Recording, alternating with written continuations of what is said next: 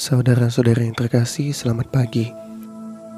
Mari kita awali permenungan kita pagi ini, Selasa 4 Agustus 2020, peringatan Santo Yohanes Maria Vianney, dengan tanda kemenangan Kristus. Dalam nama Bapa dan Putra dan Roh Kudus. Amin.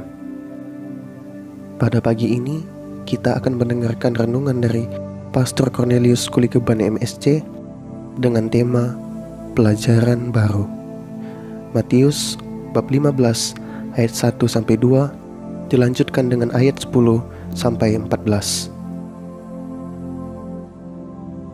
Setiap bangsa pasti memiliki tradisi tertentu yang diwariskan oleh nenek moyangnya dan dipegang teguh sebagai aturan yang harus ditaati.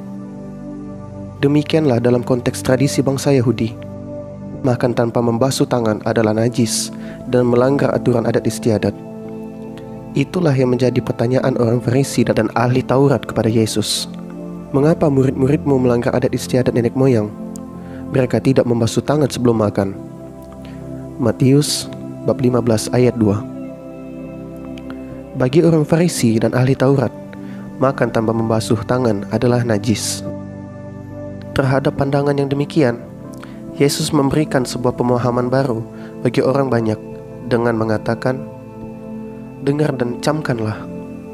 Bukan yang masuk ke dalam mulut yang menajiskan orang, melainkan yang keluar dari mulut. Itulah yang menajiskan orang.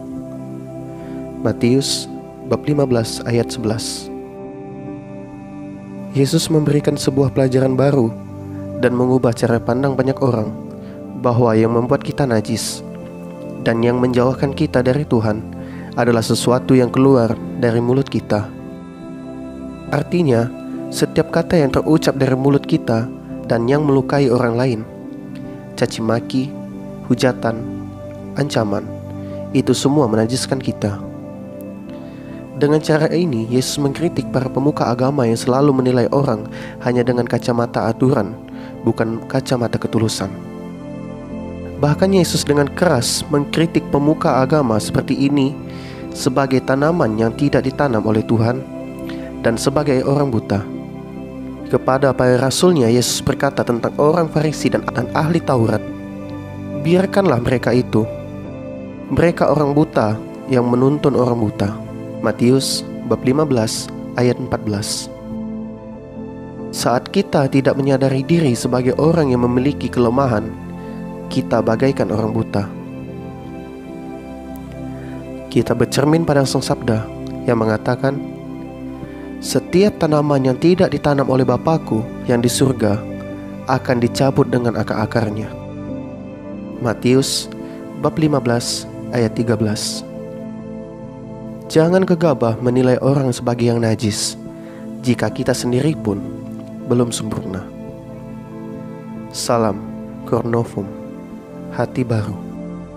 Dia yang selalu mengajarkan sesuatu yang baru demi kebaikan kita, senantiasa memberkati kita semua, dalam nama Bapa dan Putra dan Roh Kudus. Amin.